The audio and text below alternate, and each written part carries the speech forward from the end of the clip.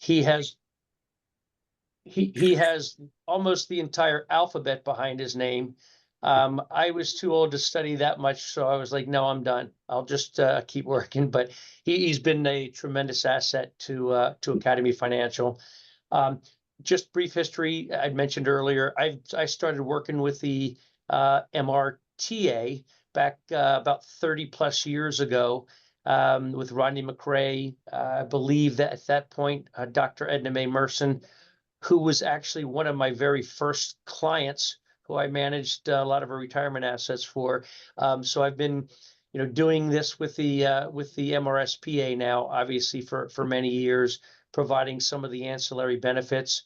I think we actually started with some dental and vision programs, some legal programs, and then that moved into long-term care insurance as that became more of a topic and an issue and things that people wanted to talk about. Over the years, we've had numerous long-term care products and companies that we've used. We've had to adjust that and revamp that from time to time because different companies decided they would get into long-term care insurance and then they'd get out of long-term care insurance. I will say that, early on, again, 30 years ago, when long-term care insurance was relatively a new type of insurance, every company, Mass Mutual, MetLife, Prudential, Lincoln, Genworth, CNA, Travelers, Transamerica, all had policies. And so it, took a lot of time and effort. I have my certification in long-term care to go over and review the differences, the benefits, and so forth and so on. So, and I'll just say that those first 15 years, evaluating and meeting with individuals, not just the MRSPA, but other clients that we work with all the time, and knowing the types of products as well as helping them figure out, hey, is this something I need? So we're going to I'll have Rich, kind of quickly come here, I'll show you. Walk through the seminar, and then we'll get into some of the specifics of the a few of the different long-term care products that we still have endorsed by the MRSPA, and then maybe take on some questions and so forth. So Rich, you want to take it away with the basics on long-term care seminar? Absolutely. Yeah. So today we just wanted to, I mean, again, sorry that this is a little bit more annoying that I don't have the video up, but I'll get together with many of you on a one-on-one basis so we can get to know each other better and really see, I mean, how we can help you guys on an individual basis. And the world of long-term care has certainly shifted a lot over the past decade and 2 decades. And I mean, that lends itself into the product realm, where most of you might be familiar with traditional long-term care, and there's different types of hybrid policies that are coming out these years, and really to make sure that, hey, what does your budget look like? What does your personal situation look like? Let's understand what your fixed incomes are between Social Security and pensions and any retirement planning that you've done, and look at the impact of long-term care. So I wanted to just go over a couple high-level aspects first, and just to kind of broaden that education perspective of, hey, this is what's out there, right? So most of you might be familiar with, hey, what long-term care is. So I mean, the potential of long-term care to really be to have a long-term care event in your retirement landscape can certainly derail what those plans look like. And we'll go over the potential costs of long-term care in a minute. So everything that we're saving for, I mean, impacting your family, your home, I mean, that retirement nest egg that we've spent decades building to make sure that we're going to be on a solid footing and retire confidently without worrying about much on the financial side, can certainly have a major impact. So, I mean, in terms of who needs it, well, nobody knows what the future holds. We always like to build in flexibility with our planning, with strategies, with retirement income and other investable assets of, hey, the house and how we are going to own the house or transition it to the next generation. We don't know what's going to happen in the future. Nobody has a crystal ball. So as people are aging, then hey, you might need help with additional things that you used to be able to do for yourself. Accidents always happen. I mean, sickness occurs, and some things can happen when we're younger and have a longer lasting impact, right? So I talk to clients as early as in their late 30s, early 40s about the potential impact here, and planning ahead. I mean, the sooner you plan ahead in a younger age, it's much more feasible to address, right? So like the earlier you address things, the less costly it is, certainly. So it's all about building your retirement income landscape, of course, but that's not just investments. I mean, so long-term care and insurance policies are just an additional asset that you want to keep in mind. Some common myths. I mean, that health insurance covers long-term care services. In reality, it doesn't at all. I mean, you can even have, from a health insurance standpoint, once we're on Medicare, I mean, thinking that Medicare is going to cover any long-term care costs, it's only going to cover about 60 days in the hospital. And after that, I mean, there's nothing that it really covers. And Medicare is certainly different than Medicaid, right? So if you've heard of Medicaid, Medicaid's a needs-based program where basically you have to spend down all of your assets, right? So you have less than pretty much $2,000 to your name, in which case the state starts kicking in Medicaid to help cover that long-term care expense. But it's also pretty much owed back by your estate. So it's a lot more complicated in terms of planning and understanding the difference between the Medicare and Medicaid and what's going to be covered if anything happens to you. That's really the most important thing to really address and have those conversations sooner than later. It's never too soon to do that. So you're never too young to address it. So even when you talk to kids and the next generation about it, it's always a conversation that, hey, the sooner you address it, the more approachable that is. I mean, we know it's all doom and gloom of a conversation, and it's not always the most fun to discuss, but it's certainly something that's important to address. And it doesn't always mean, hey, you're going into a nursing home, right? I mean, long-term care is available for home care. There's community living. There's assisted living. In nursing homes, there's semi-private and private rooms. So there's a pretty big variety in terms of, hey, once I get older, what does that picture start to look like?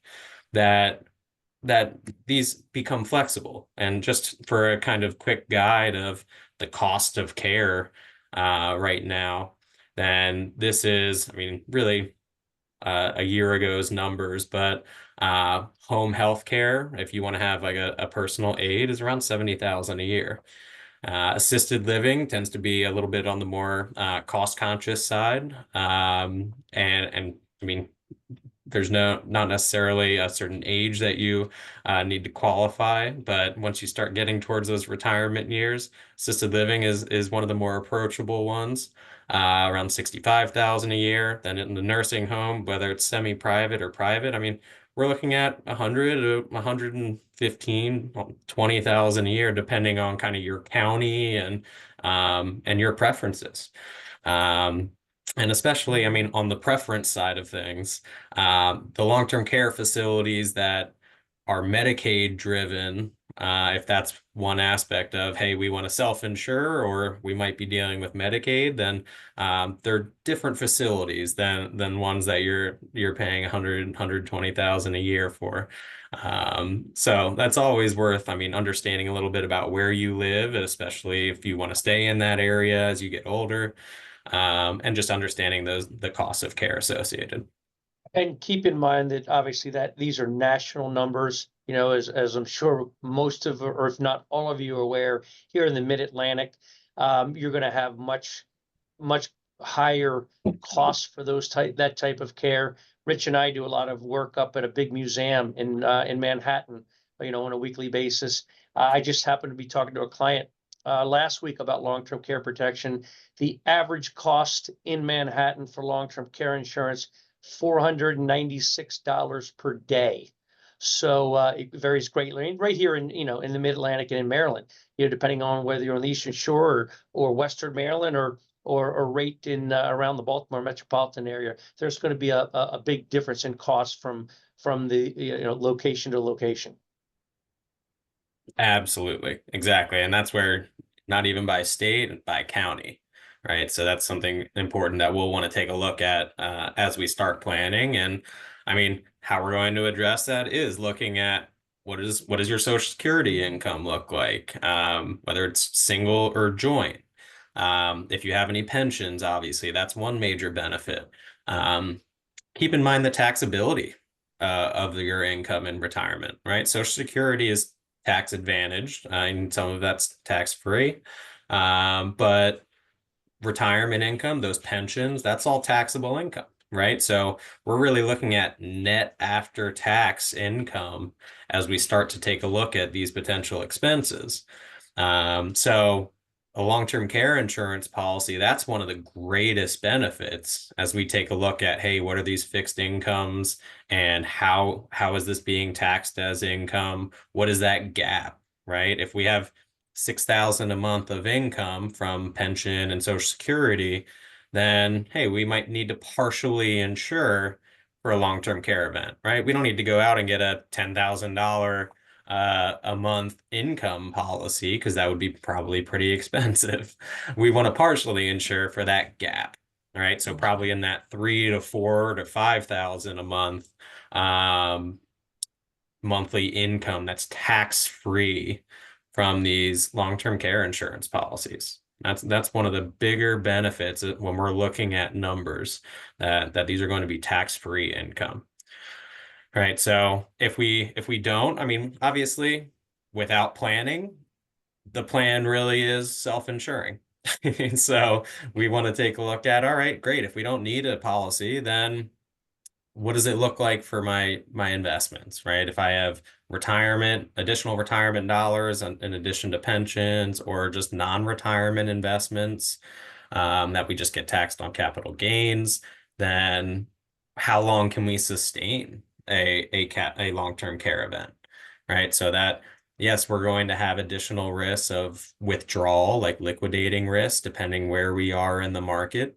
And then, I mean, really just understanding what that drawdown strategy looks like. And we can run a Monte Carlo, a what if scenario of, hey, if I have a long-term care event and we want to go with assisted living versus nursing home or home health care at XYZ ages, then what does that mean? Can I sustain that? Right. So that's certainly something that we can help map out for you and really just understand, hey, it's not that I need to get insurance, but let's take a look at my personal situation and understand how much of a long-term care event can I really sustain without doing anything, right? So the Medicaid program is really that last resort. That's, hey, if we didn't plan, we didn't get any long-term care insurance, and we thought that our investments would be able to really carry us through our later years, then all right, we're going to need to rely on Medicaid. That's really that last resort. So really the state's going to be seeking those reimbursements on your estate. So you especially want to take a look at, hey, any life insurance policies that might be included in your estate that your family might not get. So if Medicaid is something that you might be thinking that you're going to rely on, then we certainly want to make sure we look at titling of all of your assets a couple years in advance, especially if we want to get anything out of your estate to the family. But we want to make sure we keep tax implications in mind for that. Okay, so I won't go further into that realm, but just in terms of, hey, let's make a decision in terms of being on the same page of, hey, if we want to self-insure, great, but let's make sure we at least run the what if analysis to see really how that would carry. So really that's part of what I was just alluding to, the partially insuring for that long-term care expenses with the tax-free income. So really just running that cash flow analysis, and really just evaluating that every couple years, because hey, the cost of care is going to continue to change. It's certainly gone up on a significant basis in recent years. So that's something that we want to keep an eye on and always review every couple of years, even if we have insurance policies and everything in place. So that's part of, I mean, protecting your additional assets, your retirement assets, your non-retirement assets, really your family. I mean, that's where I've seen additional stresses where, hey, people think that their family's going to take care of them.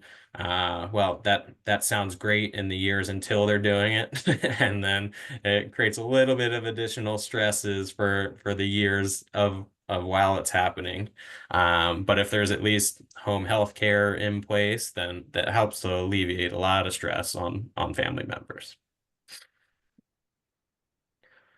Not part of the stay-at-home benefits. Again, didn't want to go through too much over here. Want to go high level with you guys to make sure that, hey, if we're always here to talk to about anything a little bit more in particular about your situation. So everybody's a little bit different and has different outlook on what that retirement landscape is going to look like. A little bit high level here on the different types of long-term care. Okay, so everyone's probably familiar with, over on the left side here, the traditional long-term care insurance, right? That's the lowest cost, and it's kind of like term life insurance. It's if you don't use it, you lose it, right? So you pay a couple $100 a month, and you hope you don't need the long-term care insurance coverage. You're going to have that lower premium every month until you either need long-term care or you pass away. And if you don't use it before you pass, then hey, there's no benefit, but you at least had a lower cost of coverage. And Rich, I'll add a couple things in on the traditional long-term care insurance, because again, 30 years ago, that was really your only option. You know, purchasing a long-term care insurance plan, which I consider to be a traditional long-term care insurance plan. And those were great. And I'd say the first 15 years of my career in addressing long-term care needs was the cheapest and best way to really add some protection on what your particular risks were. The last 15 years, we've had a lot of rate increases, you know, and I'll blame some of this on the insurance companies and then others on, you know, factors that are out of our control. But, you know, we were going through until recently historically low interest rates. A lot of these insurance companies did not have liquid investments, money markets, savings accounts, things that they had to keep these reserves in to be able to generate enough income to continue to provide the protection needed to cover all the liabilities they had out there on all these policies. Something that, you know, they couldn't control.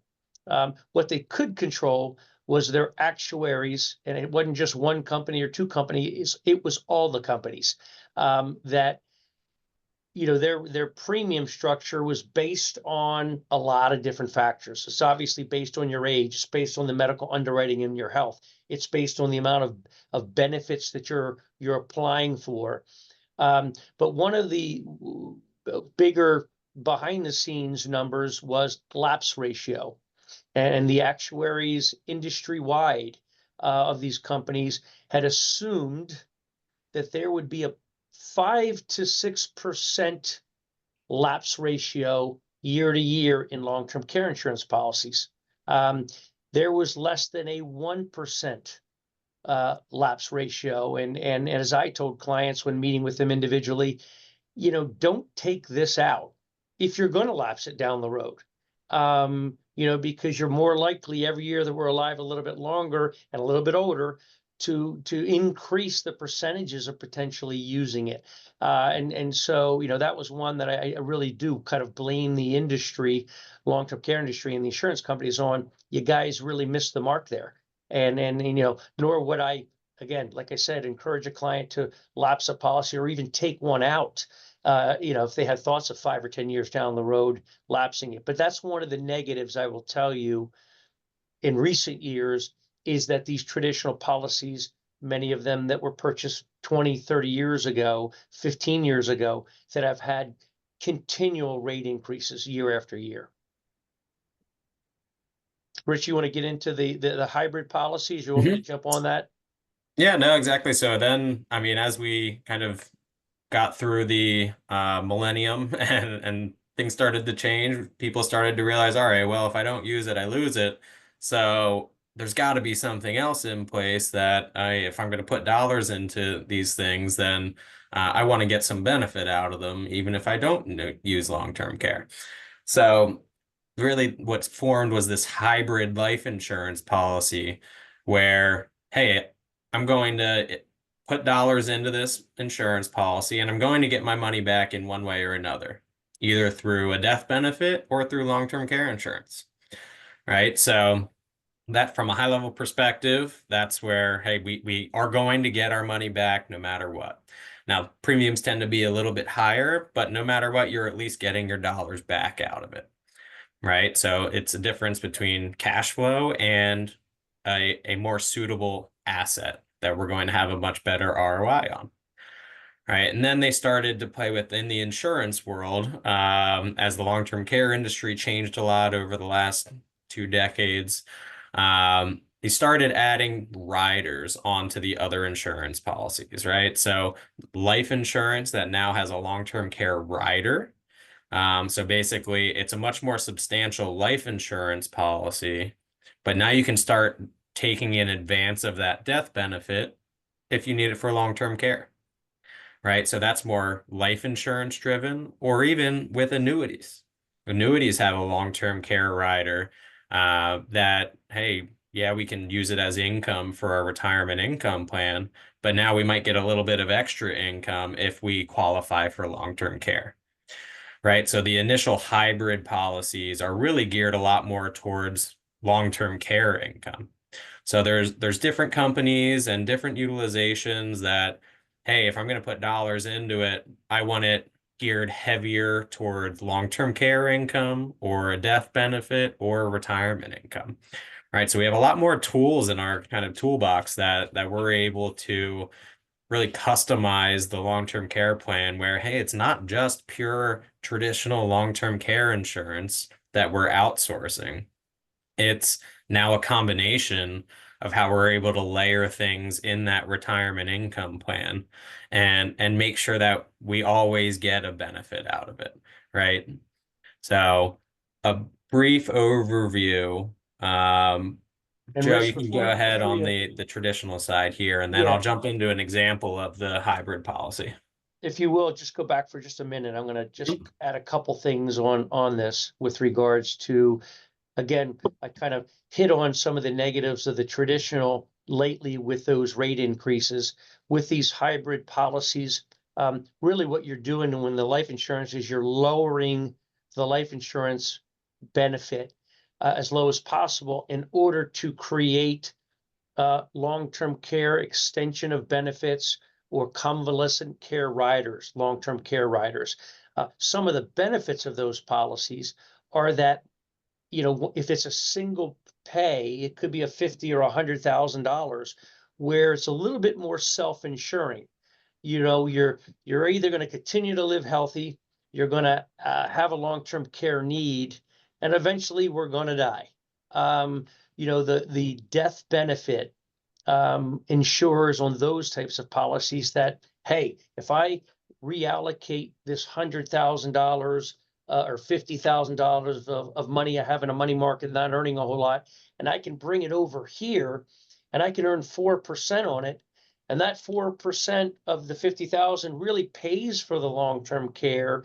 It's a little bit better way of self-insuring, meaning I'm not going to, pay the $3, $4, $5,000 a year and pass away one day and never use my long-term care and never get that money back.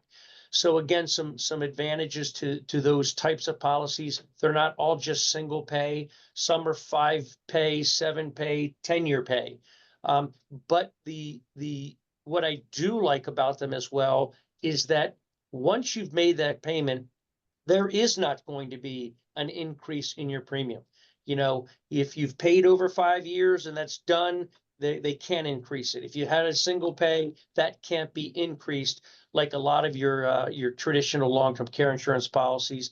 And then on the annuity side, there are annuities that are medically underwritten so that you can get a higher benefit the unhealthier you are.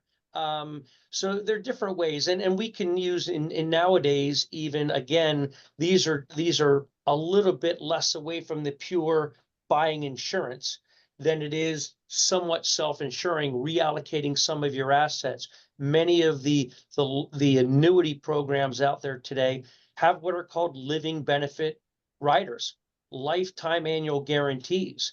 So quite often, and I have actually a husband and wife that live in California that I'll be talking to later today, where the wife is not able to obtain long-term care insurance. Medically, she would not qualify for it because of some of the past illnesses she's had. We are looking at reallocating some of their assets into a product, an annuity that would provide a lifetime income and which is going to pay them whether they ever need long-term care or not. But because it's a lifetime income, if they do go into nursing home or need home care or need assisted living or adult daycare, that money continues to pay for life. Even if their assets run out, it's a contractual obligation of the insurance carrier that they must continue to pay that $5,000 a month or whatever that number may be until that person is no longer there. So again, a lot over the years, different examples. And I think what's really important is that we're educating people on, hey, what is long-term care insurance? Look at my situation. Do I need it? Do I not need it? If I think I might need some protection, how much do I need? Because oftentimes I'll see people that are being sold policies that are overinsured. And Rich alluded to this earlier. You can take that Social Security income, take that pension income, and use those monthly amounts. If it's $2,000 in Social Security and $2,000 in pension, you don't have to cover $4,000 a month of long-term care needs because you're going to receive those payments for the rest of your life. So it's important to address those, and obviously everybody's situation is going to be different. And the goal is just I think the most important thing again is you're at least acknowledging the chance of there being a long-term care. And we do a lot of overall financial planning, wealth management for clients, mainly in retirement. And I'll tell them, your greatest threat to your retirement portfolio is not the stock market. It's not inflation. It's not the economy. It's a long-term care need. And so just making sure whether we're just reshifting some assets around, and if they say, hey, Joe, I'm not concerned with it, then that's okay. At least they knew, and where we can be held as an investment advisor liable for not addressing that type of risk, in a client's overall portfolio. So again, a lot of different options here. Too many details to obviously go over. Rich, if you want to move forward, I'll go through some of the endorsed policies with Mutual of Omaha, which the presentation was from Mutual of Omaha and Transamerica, both two traditional policies. All this spreadsheet really shows you, and these are things that, again, Rich and I can go over, and you should go over these on an individualized basis. Going through the different features of each plan. What does the benefit period mean? Well, that's the length of time the insurance carrier would pay you those benefits. What is the elimination period? Well, that's the number of days you would have to wait until, once you qualify for benefits, the insurance carrier would have to could wait until they start paying the benefit. So a lot of different options, and this gets into really designing a plan that is most suitable for your particular financial situation and your particular needs. And then if you go, Rich, to the second page, it Yep. goes And in. just real quick on that, like that goes into the customization of, hey, we can play with all these different levers to customize the cost of a policy, right? So something that has a 60, 90, or 180 day elimination period, the longer the elimination period, the lower cost the premium, right? But we need to make sure, hey, we have other assets that are going to give us income for those first couple months or so. But these are all ways that we can customize the premium once we have like an approval and go through underwriting process. Long-term care is a little bit similar on the traditional side to life insurance policies, right? So there's preferred ratings, there's standard ratings, there's table ratings, and all of this has a massive impact on the cost of care. And then once we even have an approval, as long as we get an approval, then we can even further customize the cost of the policy by flexing, hey, what's the elimination period? How long is the benefit period? That's definitely a common misconception where, hey, these aren't lifetime income policies. They Yeah, started issuing those, stopped issuing those back in like the 90s. yeah. And you're ultimately, at the end of the day, you're not going to make a decision as to whether this is the right, even if you apply for coverage, because you could get preferred ratings, which is the ratings you looked at, or it could be a table C rating that's twice as expensive. So there is no obligation on behalf of the individual who's applying for coverage. And like I said, I tell clients, hey, we're not making a decision whether you're going to keep this or not, or you're going to take it or not, until we know what the medical underwriting of the carriers are coming back at. And the underwriting, although it's the similar process with life insurance, much different illnesses, diseases, and medical conditions that they look at. Major heart conditions that could cause a heart attack and death is something that a life insurance company for life insurance is going to look at. Long-term care is not going to worry a whole lot about it, because say, well, listen, if that person passes away, that's not our problem. But they're all going to look at weight. They're going to look at, any kind of senile dementias, obviously, or history of stroke, or the potential to have a stroke. These are all things that may not necessarily kill us, but could create that long-term care need. And that's what the insurance companies are obviously underwriting for. The other types of policies, as I mentioned, like an annuity, that's where we don't even have to worry about, the medical underwriting, where we're really using it more as an investment strategy, something that could provide a similar lifetime income, but we don't have to even mess with the medical underwriting. And then the second page here, we're looking at Lincoln National's Money Guard and One America's Asset Care. These are two of the kind of asset-based life insurance policies with long-term care, convalescent care riders attached to them, where you're reducing the amount of life insurance protection. It still has to be there legally to be a product, but it's going to pay those benefits, prepay those benefits, similar to many of the advertisements you see all the time on life settlements and viatical settlements, where you have the companies that are coming and saying, oh, Mr. and Mrs. Smith, hey, that life insurance policy you've had for 30 years, oh, we'll buy it, and they'll buy the death benefit, and they're underwriting based on, they'll pay you 50 or 60 or 70% of that death benefit, take over your policy, you get that cash, they get paid when you pass away. So, different types of underwriting and different types of policies. And it's a matter of, again, addressing what is it? Do I need it? How much do I maybe need or not need? And what are my options for protection? And again, these are all things that Rich and I do on a one-on-one basis with clients.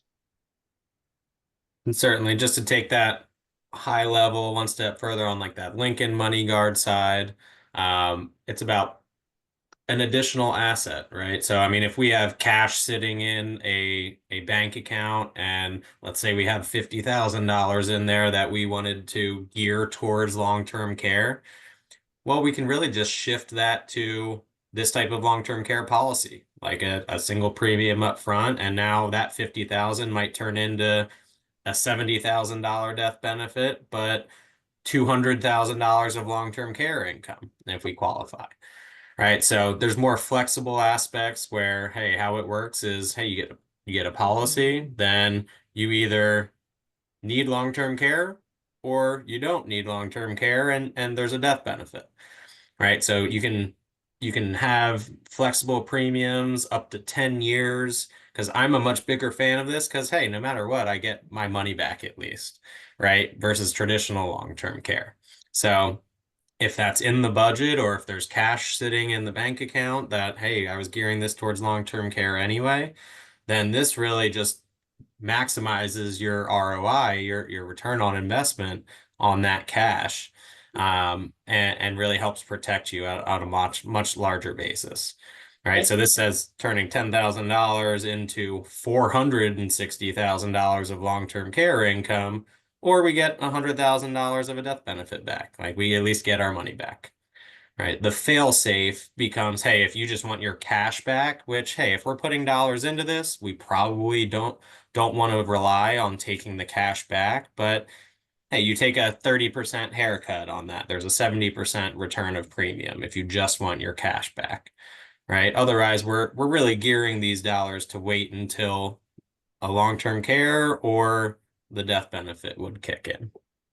And these types of policies do get into the estate planning / legacy planning of, hey, here's a way we can take cash or other assets, after tax assets, or our required minimum distributions that we have to take X amount out. And if we don't need to live off of them, let's put it into a program like this. We can have our kids as the death benefit, beneficiaries on it, that they would receive the death benefit, depending upon if we ever needed the long-term care or not.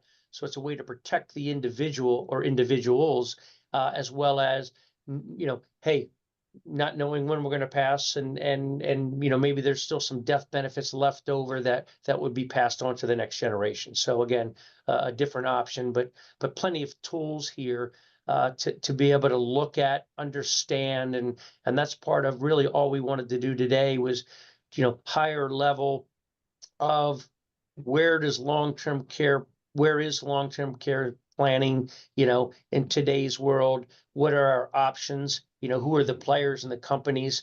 As I'd mentioned, not nearly as many insurance companies that jumped into this 30 years ago as there are today.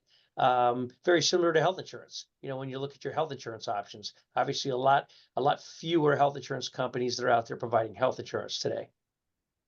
And that's really just about, hey, let's understand what you have in place. Let's figure out, hey, what those risks are, what that income looks like. At the end of the day, I mean, long-term care, obviously we need to qualify for it. We need to be healthy enough. So there's no cost or anything to put in an application and say, hey, I'm interested in long-term care. Can I be approved? Let's at least figure out, hey, does a hybrid policy work for us? Or hey, I want to be a little more cash flow conscious and I want to really go the traditional route. And hey, I'm willing to take that risk. I'm not going to get anything on the back end, but that's the protection I need to have. So getting an application in is no cost, takes a little bit of time, but that way we can say, all right, good, we have one known of an underwriting class, and then let's figure out how we can customize something that really fits what our needs are. Right. So, I mean, even if you have policies in place, I would definitely recommend that whether it's us or an existing advisor you have, review those policies, especially if there's like Genworth policies. Genworth has had let's call it a consolidation on the long-term care insurance side. So a lot of people that have these Genworth policies for 10, 20, 30 years even are getting letters that say, hey, let's buy your policy back from you because you know what? We're getting out of the long-term care space. So there's been a little bit of a consolidation in terms of even long-term care carriers, depending on the companies. So at the end of the day, we're here to be a resource for you, review anything from, hey, we have it or we don't. And that making sure that we're just in that confident space from a financial standpoint as we're in our retirement years, or even not there yet. And I did get one question that came through on the chat about this being recorded. And Wanda, I believe it is being recorded, correct? Yes. That is correct. Yes, yes. Okay, I just want to make sure. You know, again, I don't know how to go through here, and I know that some of these you can click a button to raise a hand or do that, but we're obviously not in the traditional classroom that, you know, you could pick on the guy who's sitting in the way back corner with his hand up or her hand up. Wanda, are we able to take questions, or Rich, do you know how to monitor Absolutely. that, or- If anyone has a question, they can unmute themselves and ask the question. If they know how to work the chat, they can certainly type it in the chat. But we'd absolutely love for folks to ask questions if you guys have a few more minutes. Absolutely. I have a question. Kevin Yates here. I'm a rehire. Currently acting principal of the largest high school in Maryland, Blair High School. I'm a Harford County guy, Fallston. Well, I'm Blair. All right. Montgomery Blair, different than Bel Air. Oh, Montgomery Yeah. Blair. Okay, I thought you were Blair in Harford County. I know. Common misconception. Yeah. How would you describe the difference between a long-term care policy and a health savings account, and the benefits and the drawbacks between the two? Much different. Health savings account is really just pre-tax dollars going in. There is no exponential insurance component to it. Now, Right. again, HSAs are great. You know, HSAs are kind of the newer version of FSAs, flexible savings accounts, where it was kind of, well, you can put money aside, but you know, if you didn't use it that year, you have to go out and buy 10 pairs of readers, you know, or else you lose your money. A lot of them are attached to different employers. HSAs, I use an HSA. You know, the goal there is kind of like an IRA. You know, if I can put up to, and I don't know the exact amount, $5,800, $7,800, something like that a year into an HSA, and you know, hoped that over the years I don't have any medical issues, and that can build up tax free. The idea behind that really, Kevin, is to use those funds for your deductibles and your co-pays and more of your acute health insurance or acute care illnesses. Whereas on the long-term care side, we're really looking at beyond that. Like, okay, you know what? Once that acute illness, I went in for a stroke and the medical bills are paid and the surgery or whatever it was that I had. But I didn't fully recover from that stroke, and I'm you know, paralyzed on my left-hand side, and I can't perform. And kind of getting into the definition of long-term care insurance, the definition of most or not all of these policies, kind of back in 96, I want to say, part of HIPAA is that they became tax qualified plans, long-term care. And the government, in a good way, made them all go to a similar definition, if not an exact definition. So in order for anyone to qualify for a long-term care benefit, you have to meet one of two medical, you know, diagnosis. Either you're determined to be cognitively impaired, you know, one of the different 80 different senile dementias that's done with medical tests and so forth, have to be approved, or you're unable to perform 2 of 6 activities of daily living, known as ADLs, without human assistance: eating, bathing, dressing, toileting, transferring, and mobility. So that is the kind of the pure, clear definition that's really applied to almost any one of these policies that we're looking at here. Other than maybe an annuity or like a long-term disability policy that we have maybe tied into with our employer, that sometimes will have an extension of benefits or double the payment monthly if you know you qualify for long-term care, and it might not be exactly that same definite those two definitions, but that's pretty much how you qualify for those. Thanks. Appreciate it. Yep. Yeah, and HSA is definitely an underutilized tool while you're pre-Medicare while you have a high deductible health plan. So you can save those $5, $6, $7,000 a year. Maybe your deductible is only 2,000, and you can even invest that cash that's in an HSA, and it's tax-free forever, right? Everyone likes a Roth IRA for retirement income that's tax-free forever. In HSA, you get a tax deduction on contributions, and then it's tax-free forever on all the growth. And We're that eventually becomes, going to need medical expenses, so yeah, it's and definitely a great tool to becomes supplement. probably, someone within a 5, 10, 15 years of retirement is we're saying, hey, if you're maxing out on your 401k plan, your 403b plan, your IRAs, and they're saying, well, should I put in money in a Roth? Well, maybe, it grows tax-free, but you really don't have that much time for that to get tax-free growth. Start maybe funding that HSA so you have $50,000, $100,000 as now you're going into retirement with a little bit more of a war chest of being able to say, okay, I've got this little extra health savings account over here that I'm going to use year by year for my deductibles or my co-insurance or co-pays that I have to pay for whatever that illness or checkup was. Question, please. Yes. One of the things we heard in this is the idea of a hybrid plan that you might be able to buy up front. But one thing I saw in the chart, and it was kind of small to read, is that there seem to be year limitations on the benefits payouts.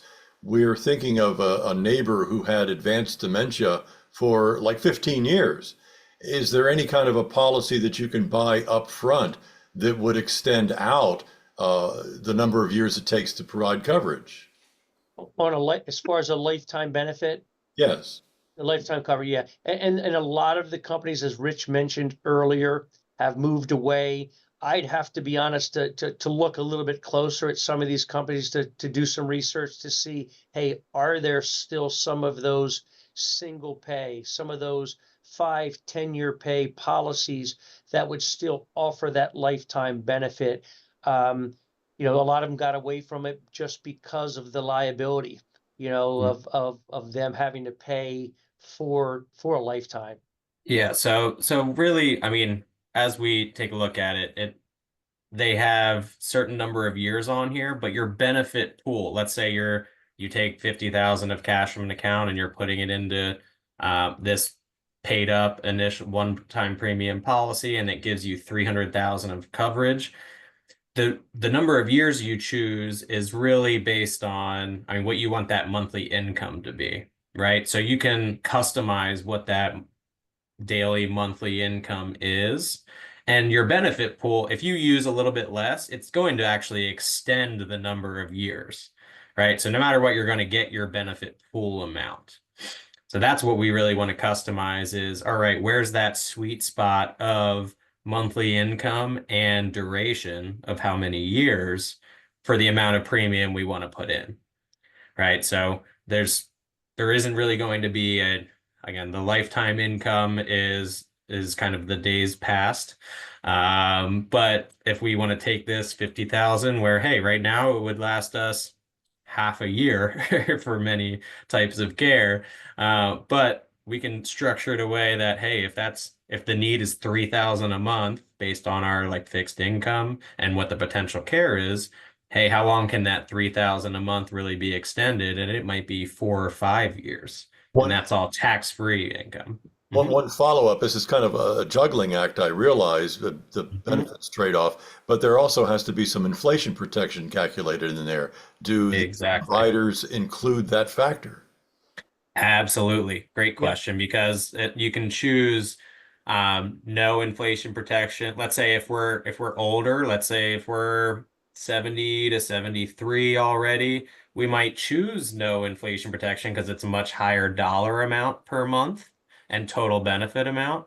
But if we're on the younger side, we definitely want to build in 2, 3, 4, even 5% inflation protection, where it does increase those values. So the monthly benefit amount might look a little bit lower now, but the younger we are, that inflation protection, whether it's simple or compound, it makes a huge difference. Absolutely. That's all about finding that sweet spot in terms of playing with the monthly income and the total benefit amounts at the end of the day, Thank you. along with And- the and- death benefit. Yeah, and Mhm. some of the carriers have gotten away from the 5% compound. Mhm. Again, kind of reducing some of the benefits and reducing the insurance company's liability. But as Rich mentioned, at the end of the day, to try to build your policy to last longer is what I think you were saying. Maybe we don't do $200 a day for we do it for the longest benefit period, say it's 7 years. Let's do $400 a day for 7 years, because ultimately you're not really restricted by those time frames. You're really more restricted by the dollar amount, meaning that, as Rich said, if you had $400 a day of protection and you're only using $200 a day of it, and you had a 4-year benefit, that could be an 8-year benefit. Because at the end of the day, if you take your daily amount or your monthly amount and you multiply it by either 365 days a year or monthly 12 months a year, and then you multiply that by the number of years, it gives you a dollar value. And so that dollar value, whether it's 200, 300, 500,000, you have benefits until that last dollar is gone. Now, you could be restricted if you only have $200 a day of protection and your cost is $300 a day. Your policy is going to stop at $200 a day. And it's going to pay 200 of your 300. But you'll still have benefits on the back side, that quote unquote pot of or bucket of money of long-term care benefits until those dollars are exhausted. There are a few questions in the chat, sorry. I was just going to mention that. And so let's see. All right, on the passing a physical aspect for long-term care insurance. So this also goes into a little bit of which type of long-term care. So with traditional long-term care, the one that we're mostly used to, I would presume, there is a pretty substantial underwriting process where there's a bunch of different underwriting classes of preferred best, there's standard plus, there's table ratings that are a pretty big variance, and those might have a physical. A lot of times these days, we're typically able to get away with a phone interview, where a lot of this focus is really on the cognitive abilities. So if we're able to pass the phone interviews based on their standards, that's definitely something that's a lot easier for the hybrid policies, because think about it from an insurance perspective. The insurance company is getting a lot more of their money up front, rather than traditional is a smaller premium that could go on for 10, 15, 20, even 30 years until you would either need it or pass. So on the hybrid side, there's just a phone interview that might be 35, 40 minutes. And it's either pass or fail. So it's either approved or not approved. So it's like a summer school class. So And even on the far side, on the annuity side, there's either no underwriting if it's a regular, variable annuity, whether it's an IRA, whether it's non-qualified, that has a life, you attach a lifetime income option to it. And there are also medically underwritten annuities where actually clients can use their deteriorating health to their favor in going through a medically underwritten annuity, where the worse off the health is, the higher that payout's going to be. And again, these are all just medically underwritten procedures, and the companies looking at what risk they're taking, but it depends on all this. So yes, there is medically underwritten annuities for traditional, limited or different types of underwriting requirements for the hybrid policies. But then on the far side, it could be just more of a true, pure investment that there is no medical underwriting. Yep. And at the end of the day, hey, we're here to be that resource, and everything we discuss is completely confidential. So, hey, be open with us. Let's understand. I mean, if there's any medical hurdles to jump over, and we can guide you through to the best kind of solutions for your particular situation. Yeah. One of the other Mhm. questions was, can required minimum distributions be used tax-free for any of these policies? Unfortunately, that is not something the IRS is allowing yet. You would have to pull that money out, be taxed on it, and then the after-tax contributions would go into that. There's different 1035 exchange options where, you could take an old life insurance policy and 1035 that, if it's a cash value, whole life or variable universal life or universal life, and into something like a money guard or an asset care.